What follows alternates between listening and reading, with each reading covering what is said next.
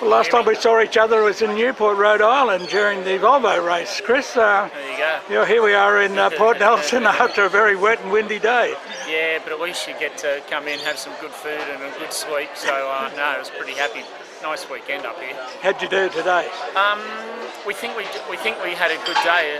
We're still just waiting on the results. We're hoping we got up on top of the economy 38 fleet in the Super 12s.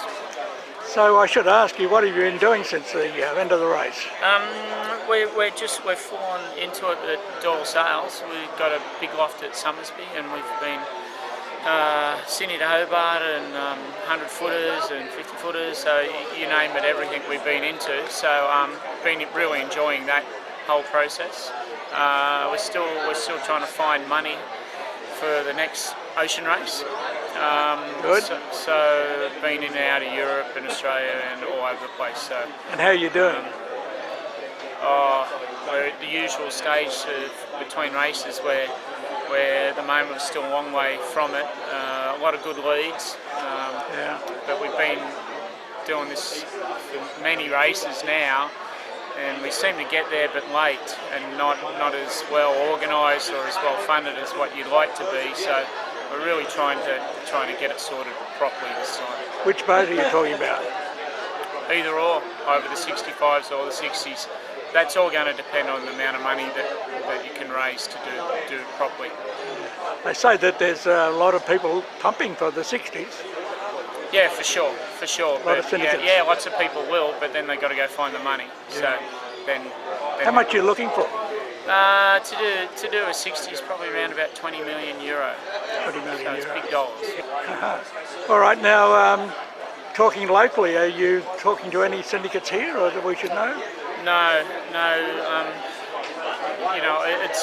I've tried time and time again here in Australia, and at the moment, no, we're just trying basically European-based companies to get at least the initial funding or most of the way, and then come in to do it. Sadly or unfortunately, the ocean race isn't as well known in Australia as it is overseas, and it's always, it's sad because we've got all the sailors. Of course, yeah, they're all over the fleet, aren't they? Exactly. You could go and win the race, but we don't have the recognition, in the corporate world that it's a good event. Well, we had a de facto stopover, didn't we, in the last race? Melbourne was sort of a break after the submersion. Yeah, but you go to Melbourne, or when it's been in Sydney as well in the past, and it's just, it gets swallowed up. We always come to Australia at Christmas time, and the Hobart's the overriding is the race, and it's just a small blip on the radar, the ocean race at that stage. So and timing-wise, that's unlikely to change. I think. We should always have a stopover here to generate the interest year in, year out, and eventually one will have to happen, but still could be a little while off yet. We were in Newcastle a couple of weeks ago talking to Paul O'Rourke, and he said that the city of Newcastle were interested in talking to them at least. Yeah. I think the ocean race, they're going through the list of potential host cities at the moment, and it's got huge interest around the world, the race. When you go to Europe and you're having 60,000 people through the village in one day, it's big days. So Australia, we're not at that level yet. We need to kind of build it up and get it there, but. We've got to try. Yeah, indeed. So what's for you? Is this working full-time on that with Doyle's also? Yeah, full-time on both, I'd have to say. Yeah. It's pretty much what it is. We've got a lot of corporate sailing probably in Europe this summer to try and raise some more money. And we've got a lot of boats to look after with Doyle Sails and build a lot of Doyle Sails. So it all meshes in very nice. Well, that's going to keep you fairly busy, isn't it? Really? You're not going to be standing around, twiddling your thumbs. No, that doesn't happen. So, what do you think of the state of sailing in Australia at the moment? Coming from Europe, where you see it all booming. Yeah, it's concerning, but you say yes, Europe is booming, but the numbers are slowly trickling down, and I'm not sure. I don't sail a huge amount in Australia, but I see some junior classes really healthy, and we need to concentrate on the classes where kids are in their teens to get them through their teenage years to stay keen sailors, and that's a tricky age level for all classes in all places in the world. But once that can get improved, then we'll see younger people coming through in more and more classes. And of course we have to control the costs, because you can't expect kids to go forking out $50,000 for their high performance dinghies or anything nowadays. So there's a lot of challenges, but I think our sport is pretty well run. It is well run here in Australia. So we've got a lot of good smart people in there at the moment, and I think doing a good job. Yeah. Do you think Australian sailing is doing a good job, do you? Yeah, I do.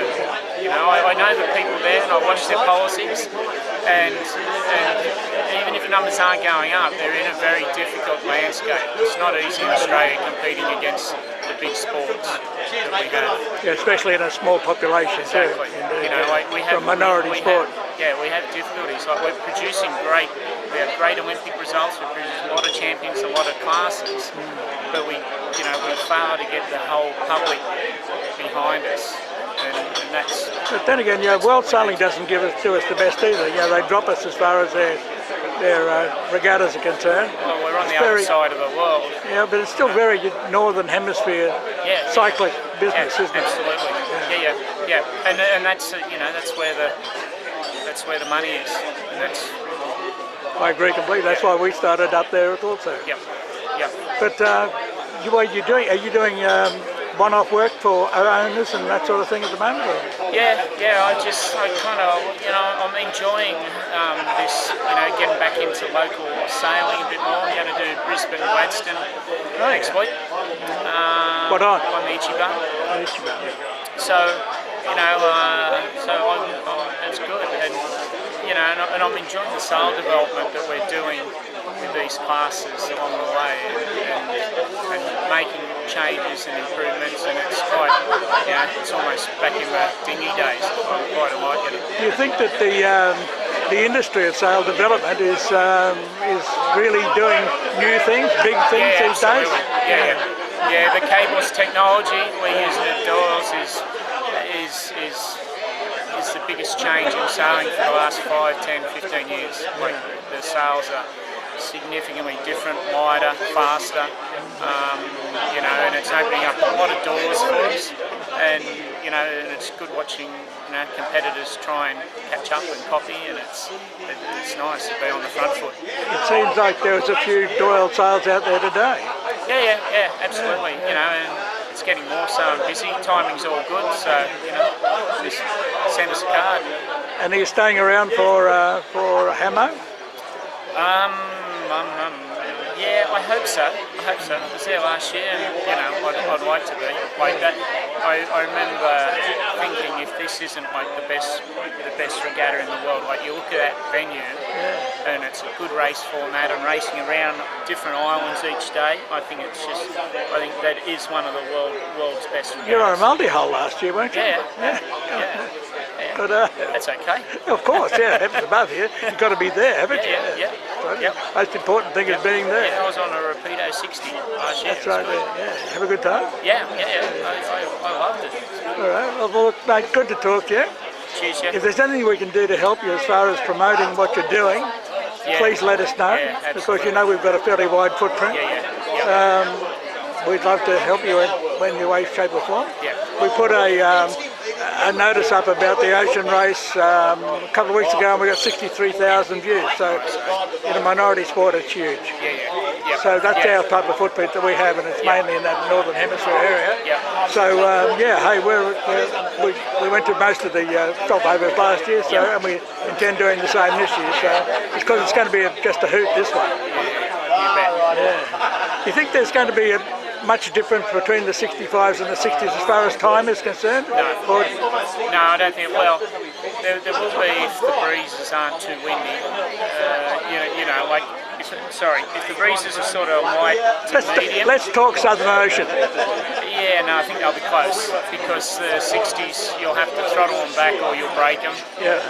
Or you'll just still break them anyway, and the 65s will keep the pedal down and do pretty big days. So.